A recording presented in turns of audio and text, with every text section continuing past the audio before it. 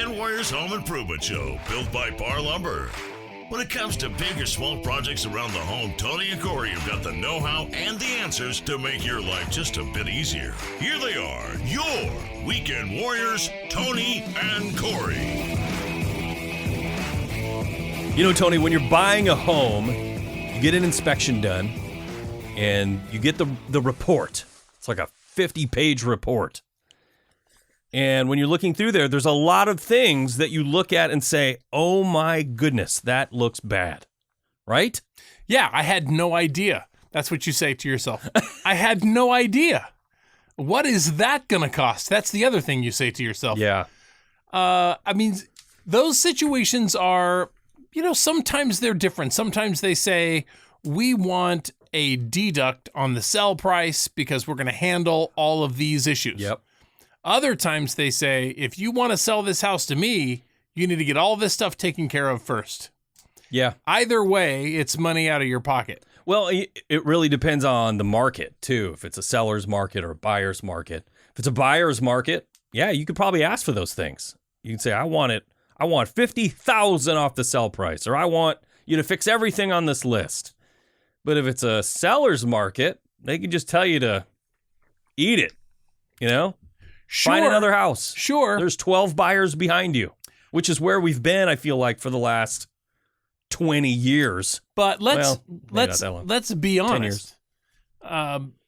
People aren't just going to buy something that's a major problem. I won't, but some people will. Well, I wouldn't say that I think you could count on waiting for a seller's market to sell your home that has necessary upgrades. I agree with that. Repairs or maintenance or whatever. Oh, I 100% agree with you. But people are always willing to sell junk, and people are always willing to buy it. Well, it seems. This show today is geared for people who may be out looking for a home, and this is a list of things you would look for to make sure that you're not buying a home that's going to cost you a bunch of money after you sign the deal. Yeah, we compiled the top things, in our opinion anyway, of the most expensive problems that you would see on an inspection report. Now, I'm going to turn this on its head just a little bit. Now, this list is also for homeowners out there who have been neglecting the home. Don't wait until you're selling your home to fix all of these things. Yeah. You know, you're better off to do your due diligence, find a contractor that you trust, get a couple of different prices, find the right materials and the right contractor, and do what you want to do for the price that you want to do it for, and not wait until you're selling the house and then do whatever's dictated to you. 100%. Yeah. Yeah, because if you wait till the last minute and you're trying to sell your house, and it is a buyer's market, you're going to find yourself in a situation where you're either going to deduct or you're going to be paying out the nose to get something done quickly so you can close on the house. Yeah, there are upcharges and premiums for short lead times for contractors and material alike. And some of the things on this list probably start off as not very expensive, you know? Yeah. Like, for instance, the number one thing on here that we came up with was foundation and structural repairs. And what we mean by that is when you have major cracks in your walls, maybe your floors are uneven, or you have misaligned doors and windows. Over time, as your foundation settles, or if you have drainage issues, like last week we talked about gutters, or 2 weeks ago we talked about gutters. Cleaning your gutters out and the importance of that. It's so silly. It's like one of those things that nobody wants to do, but if you don't do it, you could potentially be causing tens of thousands of dollars in damage to your foundation because the water's spilling over. Yeah. It's coming in, it's undermining your foundation, causing these issues. And when we're talking about foundation repairs, I mean, they can range. You know, you're talking $5,000 to $30,000, $40,000, $50,000, depending on how bad the severity. Yeah, depending on what they're going to have to do to repair it. Here's an example. If they cannot repair the foundation without moving the home, then they'll have to jack up the house. And there's companies that will come in and they put jacks underneath the house all around, and they jack the house up so that they can re-pour or add. In some cases, they're lifting up a house that didn't have a proper foundation, and they're pouring a proper foundation underneath it, and then they lower the house back down onto the foundation. If you've got to pay to have that done, oh, baby. Yeah. It starts getting really expensive.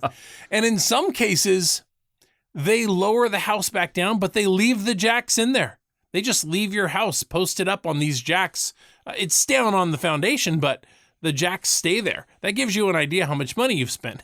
They're willing to include the cost of all of those jacks, in the price of the repair. So yeah, that can get very, very expensive. Yeah. It's good quality work, but it can be expensive. 100%. But that's what our list is about today. We're going to talk about some of the most expensive problems that you'll see. But then the second half of the show is some things that will show up on an inspection report that aren't that big of a deal. Yeah, being able to determine what you can do yourself with a small impact to the checkbook and what you're going to have to find a contractor to do. It's good to be able to identify those things when you're looking at all of the work that needs to get done. So we're going to go through a list of those things and give you a little better insight. Yeah. Like, for instance, the next one on the list is a roof replacement. And funny enough, this is one of those things that I had to have replaced on my home when I bought it.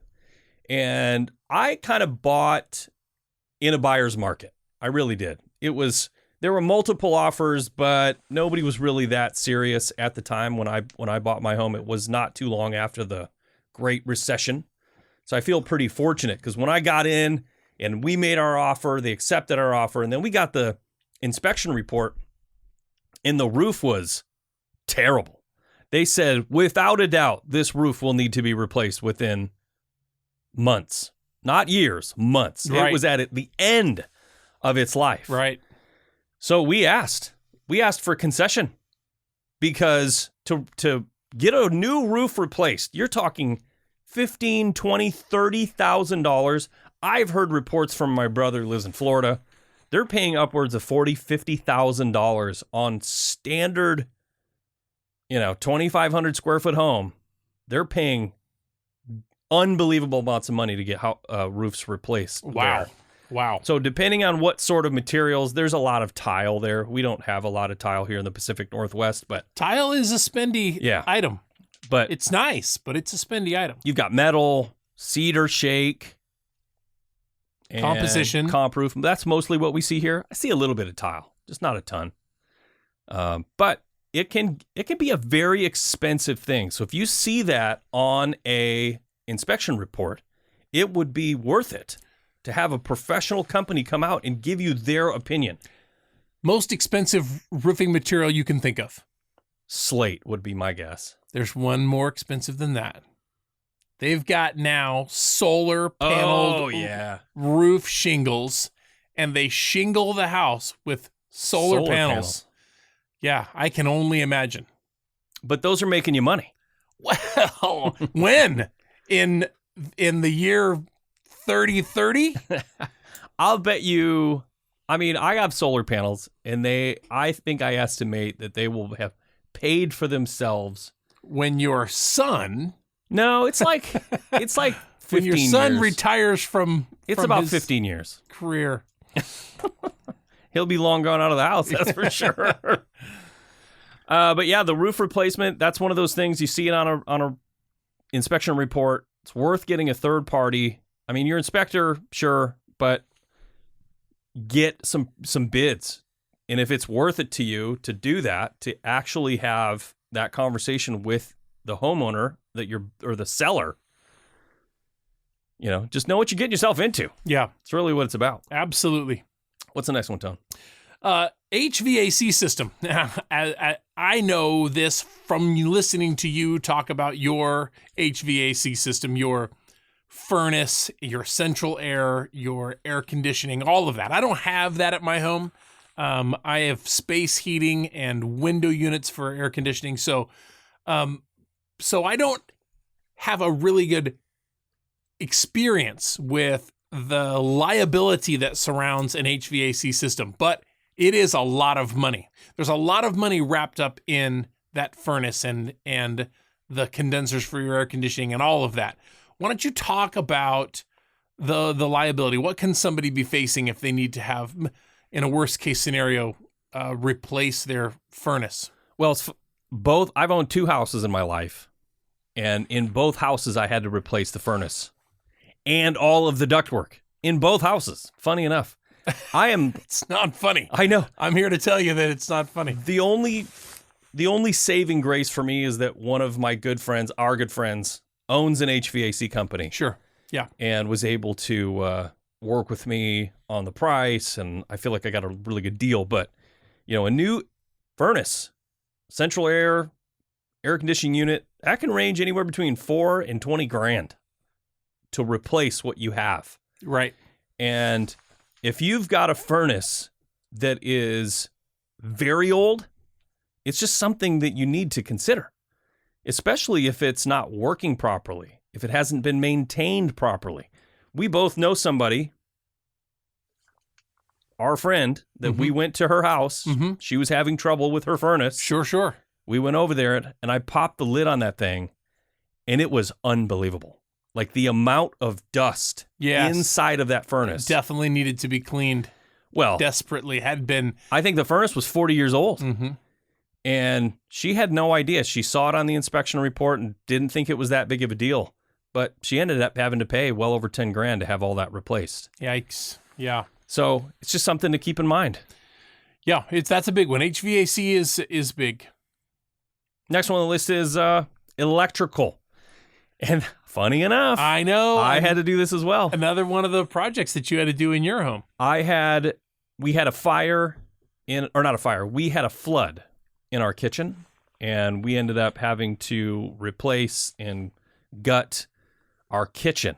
But one of the problems that we ran into was that the electrical system that was in there was extremely out of code and inadequate. Yes. Mm-hmm. And that was a huge hit, an absolute huge hit for me. I had to have a new panel installed. I had almost all new wiring done for at least for the entire kitchen and almost the whole house. It was insane. And that cost me over $10,000. Yeah. Just to have that. That's the number I remember, $10,000. And I remember speaking to the inspector because there was nothing on our report about any of the electrical work. They didn't pull the fridge out of its hole. Behind the fridge, there was an electrical box. I don't know if you remember this, that was mudded into place with drywall mud. Yeah. You remember that? Yep. The previous homeowner had done most of his own electrical work. The electrical contractor came in and said, you need a dedicated circuit for that. You need a dedicated circuit for that. You need a dedicated circuit for that. My entire kitchen was on one circuit. The disposal, the washer, the microwave, like literally everything. Yeah. The refrigerator was all on one circuit. And I think it even they put in a larger breaker to handle it, which was totally illegal. Yeah. So things like that. I mean, when you're hiring a home inspector, I actually follow several on social media. And it's funny because a lot of them get a bad rap, but I would really make sure that you are hiring a good one. I wouldn't just go to the first one that the real estate agent suggests. Maybe get some references and call, because absolutely. The guy that we hired didn't even look in my crawl space. Didn't even look. Sorry. Opened the lid and said, nope, and closed it. Right. He didn't get down in there. No. And I ended up having to replace my furnace and all of my ductwork. Mm-hmm. All of the ductwork in my crawl space was falling apart. Mm-hmm. And when they turned on the furnace, they didn't do any duct blaster testing or anything at any of the vents to see if proper airflow was coming through.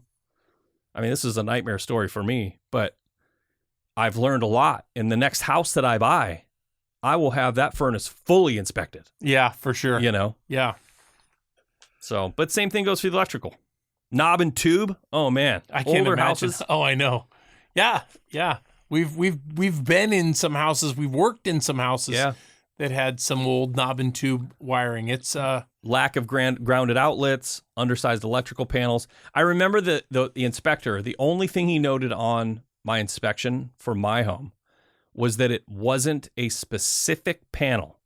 There was this specific panel that was manufactured during the 60s, 50s, 60s that was known to cause house fires. And I don't remember it. This was a long time ago. And they said, not that panel. That was it. That was all they listed. Oh, if it was that panel, it wasn't the dangerous panel. Yeah, then I imagine there was something that you could ask for it to be replaced. But yeah, nothing. That was it. So, yikes! Electrical, it can be. But electrical, just like electrical, plumbing, same thing. It's something we don't know a lot about. But if something is awry and has to be replaced, if it's a big thing, like if it's got galvanized water supply lines and those need to be replaced because they've rusted out and your water is brown or whatever, that's a huge project. yes. I'll tell you what, my mom and dad own and live in a manufactured home in a mobile court, and they had galvanized pipe that water was running through for their home, and it was really rusty water, all the time.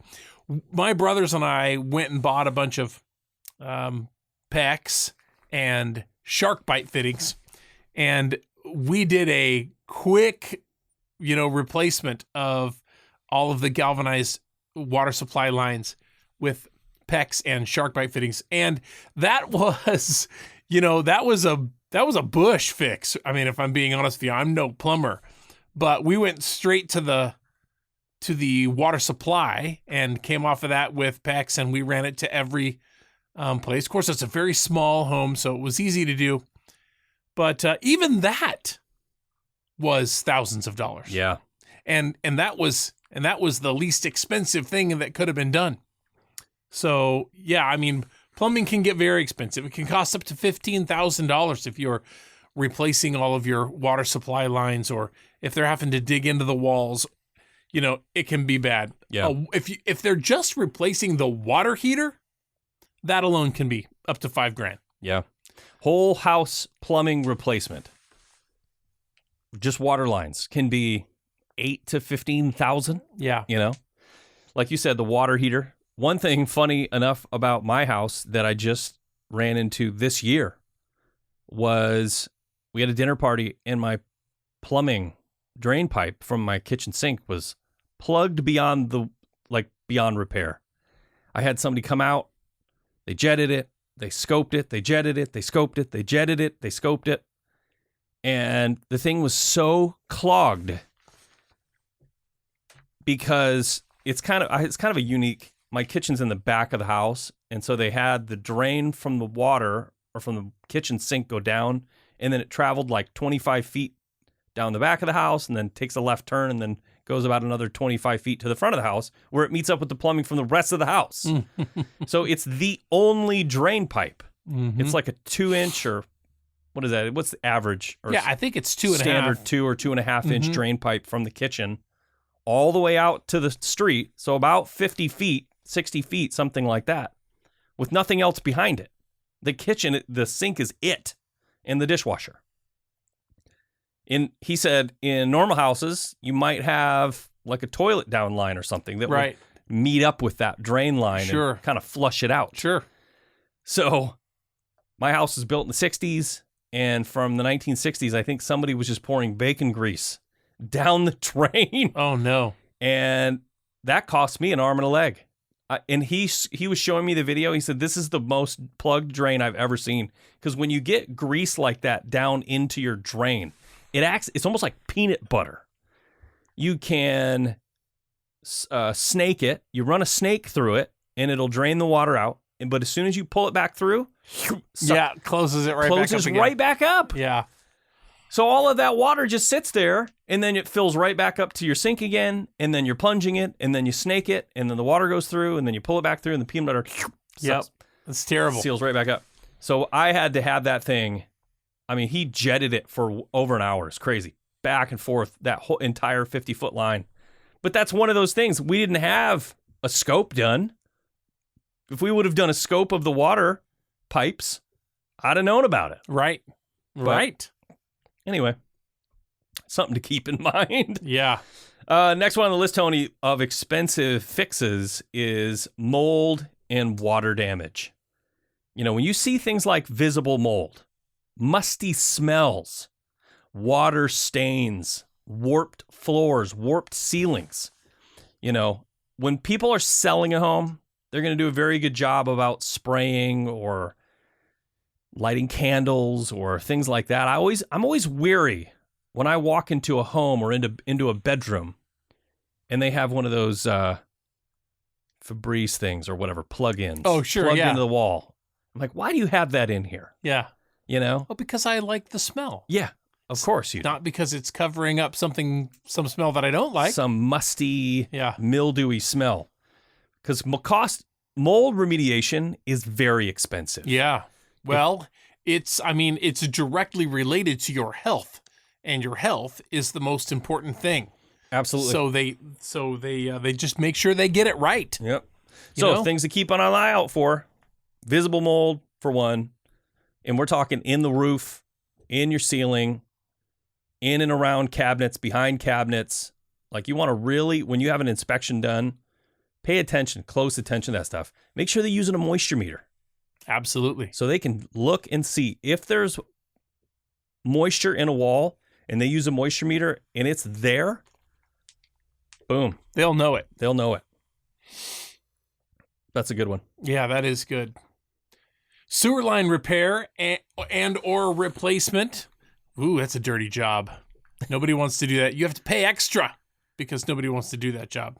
Yeah. But it's underground, folks. If you have to dig up a sewer line to repair the sewer line because it's broken somewhere between the house and the city connection, that's expensive. Not to mention, you know, you're mussing up the landscape, and then that work's got to be done again.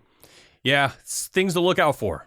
Slow drains, backups, or foul smells. And this is one of those things, the older the house, the more you should be concerned with it. Back in the olden days, they used to use clay tiles. I grew up in a house that had clay tiles from the house all the way out to the street. And there were portions of it that had roots from trees that grew in and broke the tiles. Mm-hmm. And so it caused backups. And I remember my dad having guys come out with, digging machines and digging portions of it up and replacing portions. And then it was crazy. And when you talk about that stuff is expensive, $3,000 to $10,000. That's if they're digging trenches. Trenchless methods are a little more less invasive, but still, it's not cheap. No, it's not. It's always a good idea to have your pipes scoped. I think they actually recommend if your home was built before a certain date. And I don't know what that is, but I'm going to say somewhere in the 70s. It's funny how relatable that is to human life. I mean, you reach a certain age, 50 or something, and you got to get your pipes scoped. You know what I'm saying? I mean, it's 45 now. 45. So, yeah, I mean, it is relatable to all things, your house and your body. Yeah. Next one on the list, Tony, is, this one's kind of related to the foundation. We talked about structural damage of the foundation, but waterproofing, if you have water in your standing water in your basement, standing water in your crawl space, water leaking in, pooling water around your house, do not ignore that. That is a very expensive venture. I recently had to pay several $1,000s. This was a couple years ago because I had like 6 or 8 inches of standing water in my crawl space. It got to a point where I could hear it splashing against my heat registers on the floor of my crawl space in my home. Yeah. It's insane. And I had to have all that ductwork replaced again. I told you about that. Yeah, I do. I remember. Oh, man. So having that work done was not cheap. And if you have a crawl space where there's standing water, you're going to have mold. can have mildew. So I had to have that whole thing replaced. I had to have the water pumped out. They had to put in several sump pumps down there. Gravel, drain rock. That was expensive. Yeah. I feel like everything on the list has happened to me. Yeah. Well, you have not had extensive pest damage. You did have a little bit of mouse, a little mouse. You had a little Mickey Mouse running around underneath the house there for a while. But you had the experts come out and deal with that, and they continue to monitor that situation, make sure that you're not in trouble. But there are pests out there that actually obviously termites, right? Termites will badly damage the structure of your home. So if you're seeing damage to the home that's caused by pests, termites, rodents, those kinds of things, droppings, or you're seeing visible nests or accumulations of organic matter that a rodent has pulled together, those are warning signs. And you want to make sure that there is a full, in-depth look at what has happened there, so you can understand the extent of the damage. That's pest control, also expensive. Structural repairs caused by termites can reach, up to $10,000. I mean, you're talking about a lot of money you'll be spending to repair the damage that was caused by termites. Things to look out for: wood damage, sawdust, pet droppings, you know what I mean? Visible nests. Also, skeletons. Those mud tunnels on the outside of your foundation. See those little mud tunnels? Then you know there's been termites in there. Yeah, it's a lot. Yucky. Next one on the list, Tony. It's our last one in the expensive line. I'm sure there's a lot more. Oh, sure. This one here, very common. Yeah. Very common. Window replacement. Mm-hmm. And, I mean, if you see things like warped window frames, warped trim around your window, moldy trim, the windows are probably leaking, cracked, leaking glass. You see the panes between them, single pane, old windows like that. Don't take that stuff lying down. Right. I mean, you kind of know when you're buying an old house, you got to just know what you're getting into, and you might not be able to say, like, look, I'm going to have to replace every window in this house and I want $30,000. Right. That's, you can have that argument, but you might not win. But just knowing what you're getting into when you need to replace windows. If you got a really small house, you could pay as little as $8,000 to $10,000 to replace every window in that house. But depending on what type of window, I mean, you could pay $30,000, $40,000, $100,000 for an entire house pack of windows. So it's something to keep in mind, because windows are not something you want to leave. The windows are the last line of defense from the outside. We want to be able to see outside, so we created windows, but windows do not insulate like a wall insulates. And so if the window is not doing its job, if it's not performing properly, then you're paying too much money to heat or cool the house than you should be, and it zaps your comfort level. And and if it's got a seal failure in the glass and you can't see through the window, or you can't properly clean it, all of those things are things you shouldn't have to live with. So, knowing what your liability is, being able to maybe make a deal that saves you some money is. Just understand that that's where you're at. Yeah. All right, that's it. Let's jump into our list of things that are a little bit less expensive. They might show up on the inspection report. They might be annoying, but they're not terrible. But they're not probably expensive, and they won't likely take you a lot of time to fix. Right. Like, for instance, the very first one on the list, like a leaky faucet or a leaky shower head. That's, I feel like all faucets leak when they get old. And a lot of times you can just replace the cartridge in them. You can go to a plumbing store that sells that particular brand, Delta, Moen, whatever it is. And if you take the old cartridge out, take it in with you, a lot of times you just get a brand new one and replace it for under $50. All those leaks are gone. Or if you got to replace it, the whole thing, you can replace a whole faucet for $50 to $100. Yep. Kitchen one, maybe Yep. 200, 300. If it's really high end, yeah. Not a big project. It is a good idea if you're replacing the faucet in a sink to replace the water supply lines. Always a good idea if you're doing some plumbing work in a sink or your washing machine.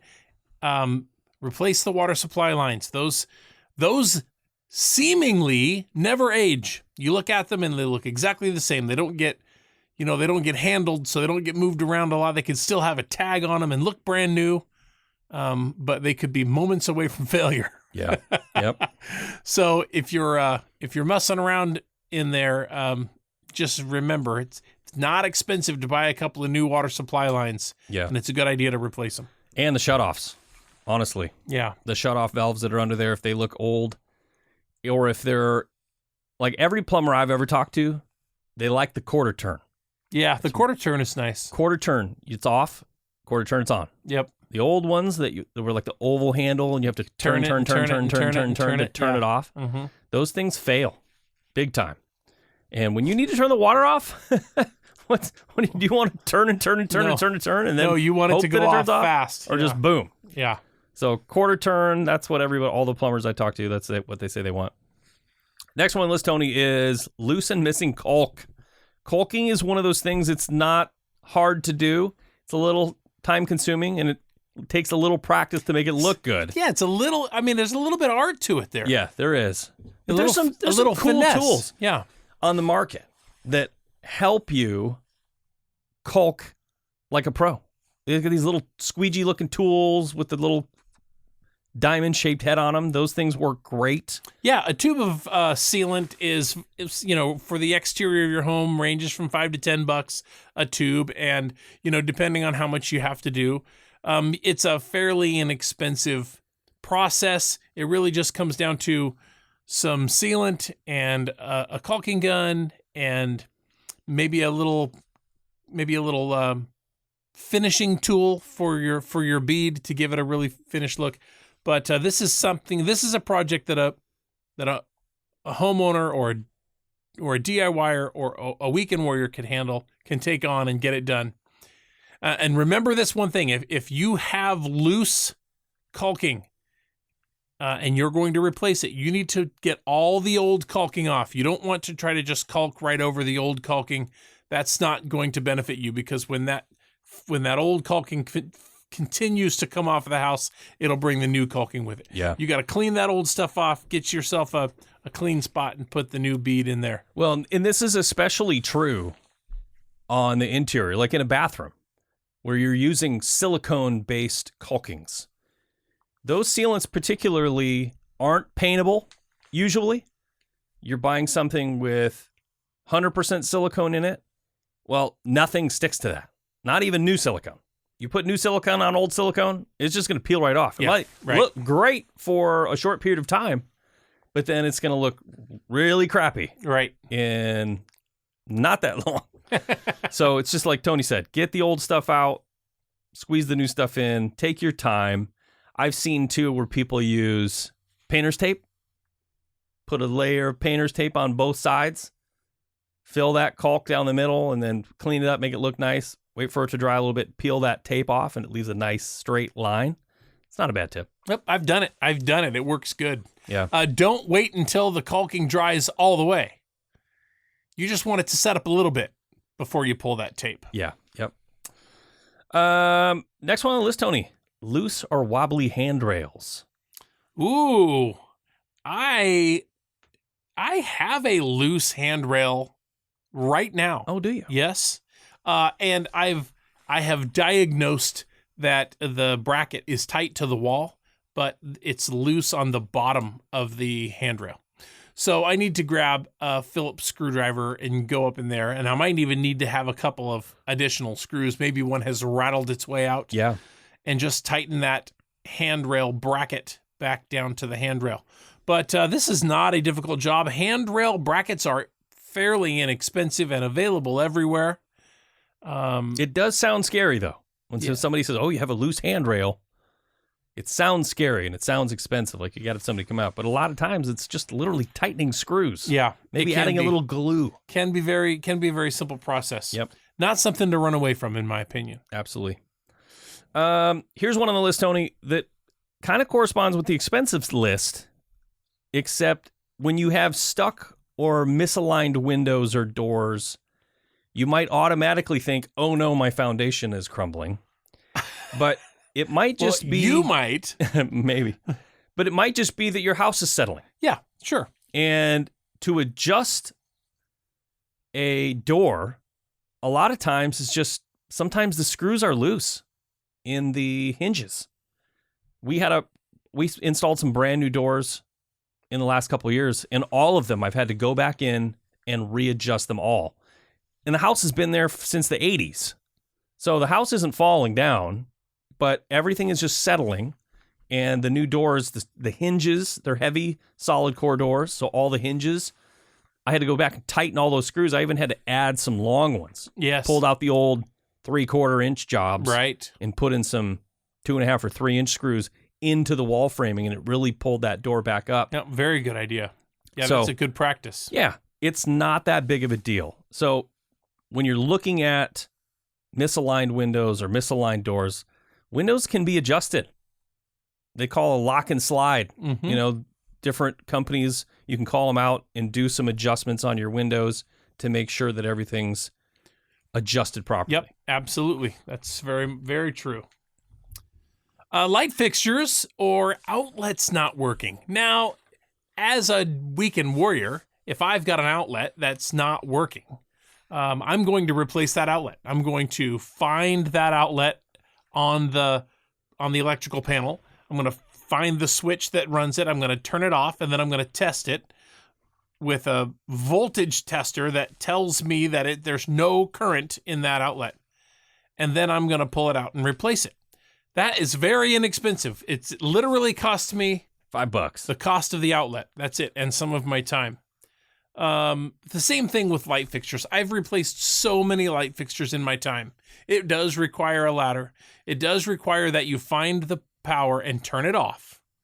And then, you have to work over your head a little bit. But once you've got it done, it's not, and once you start the project, it's not a very difficult project. Yeah. And this also is not a big cost. Really comes down to the cost of the light fixture that you've purchased to replace the one and the light bulb that's going to go in it. I recently, when outlets aren't working, sometimes that's concerning. It sounds scary, like, oh man, an outlet's not working. That means something could be seriously wrong down the line. I actually had the same conversation with somebody in my office. They bought a home that they Airbnb. It's like a rental house that they own. And they had some people staying there, and all of a sudden, a bunch of outlets went out in one of the bedrooms. And he was freaking out. He's like, oh my goodness, it cost me an arm and a leg. And I'm like, hold on. Look for a GFCI plug that's tripped. Because a lot of times, sometimes, not a lot of times, but sometimes, electricians, maybe they're not wired properly, or maybe that they've added on outlets down the line from that GFCI.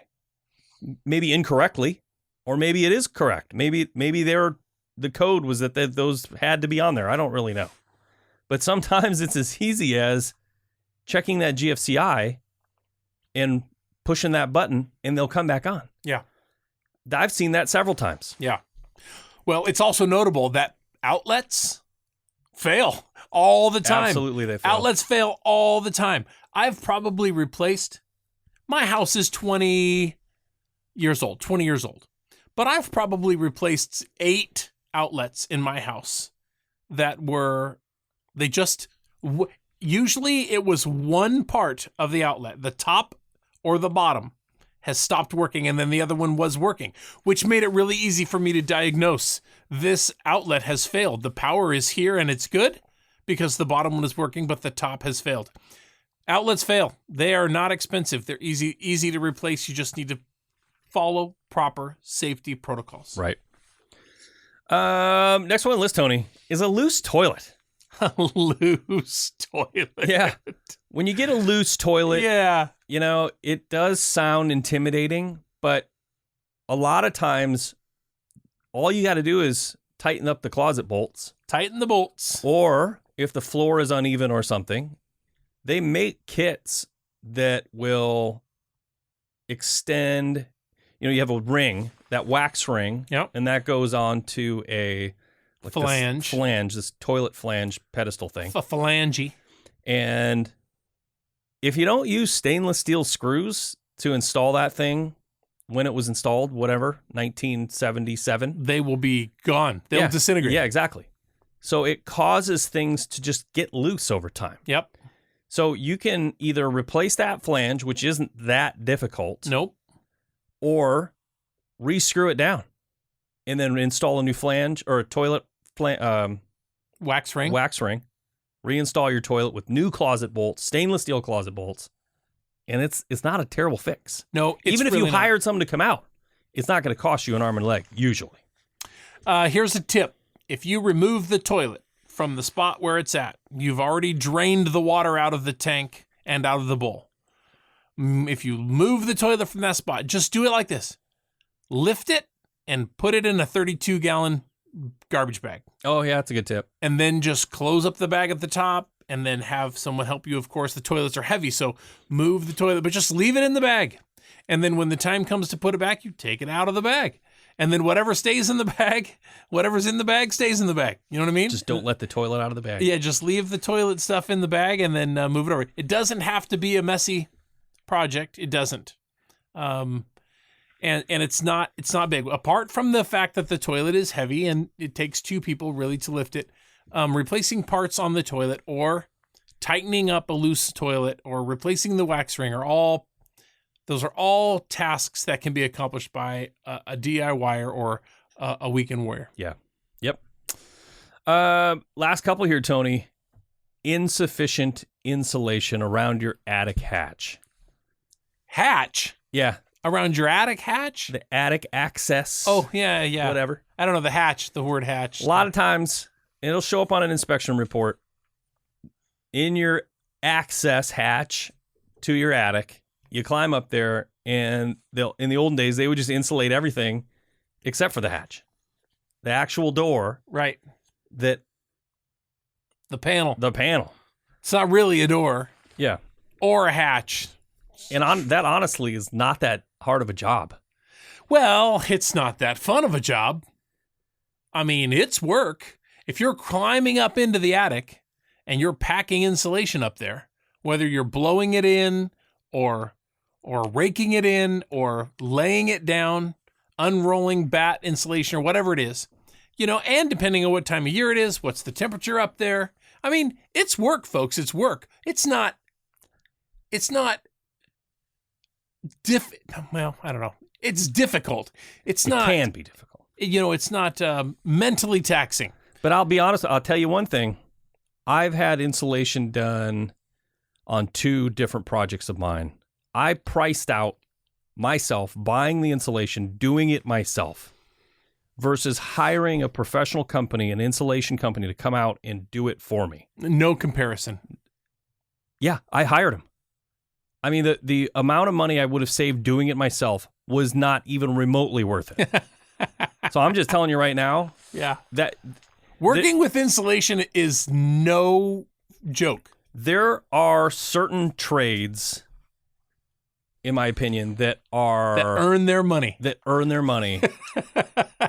And insulation is one of them. Yeah, no question. Sheetrock is the same. Sheetrock, you could do your own sheetrock, but the people that do it will do it fast, efficiently. It's going to look better. It's going to look way better. You're going to spend more time and money and aggravation doing it yourself, unless you want to. But insulation's another one of those. Pay somebody. Yeah, they do a good job, and they're not. It's really good not advice. Way overpriced. Yeah, it is really good advice. Insulation is a hard thing to work with. Yeah, and that's all I got, Tony. All right. Well, this was a pretty good show. I think a lot of these things are things that we run into every day. Obviously, you have a lot of experience with some of these things, and I did as well. And so, as a homeowner, these are things that you'll run into. As a home buyer, these are things you need to be wary of. Yeah. So keep these on the front of your mind when you're shopping for a home, and be vigilant and look for these things. Ask questions. Absolutely. And make sure that the inspector is doing for you what they should be doing for you. That's important. I want to throw this out there. If you've got any inspection nightmares where you bought a house, you got it inspected, and you didn't think it was going to be that big of a deal, but it ended up costing you a ton of money, I'd love to hear about it. Just want to hear your story. Yeah. You can email us, weekendwarriors@par.com. That's PARR.com. Weekendwarriors@par.com. Shoot us an email. Thanks so much for listening. We'll catch you next time. Have a great week.